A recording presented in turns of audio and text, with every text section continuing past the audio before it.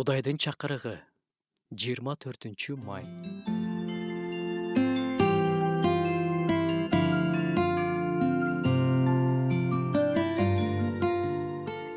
Бугу тунук суунун башатын эңсегендей, менин жанымда эңсейт сени, Кудайым. Менин жаным күчтүү, тирүү Кудайды каалайт. Кудайдын алдына качан барып турам? Сыйынуу темасын улантып, чынчылдыкта сыйынуу тууралуу сүйлөшсөк. Сыйынууну күнөө токтотушу мүмкүн деп кечээ сүйлөшкөнбүз. Сыйынууларыбыздын тоскоолдуксуз уланышы үчүн дагы бир нерсе бар. Чынчылдыкта сыйынуу. Жасалма сыйынуулардан алыс болуу.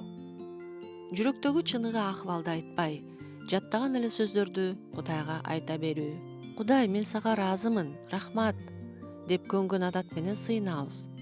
Жүрөк болсо ыраазы эмес, наалып жатат.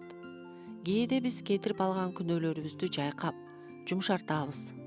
Бир адам кызматчыга келип, күнөө кетирдим, кошунамдын арканын уурдап алдым эле, тобо кылайын деп келдим дейт.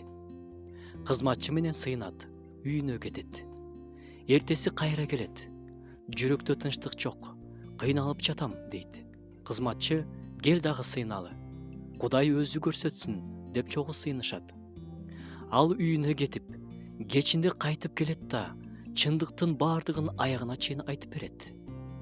Мен дагы бир нерсени айтпай калыптырмын. Ошол аркандын учунда уй байланган болчу дептир.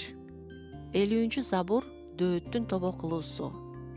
Башында күнөөмдү жашырып жатканымда кубаныч жоголду дейт. Теңирден кубанычын кайтарып берүүсүн сураганда да жооп болгон эмес. Анын себеби ачык айтылбаган күнөө. Мен унчукпай койгондуктан ар күнү кыйнала берип, денем алсырап калды дейт дөөт.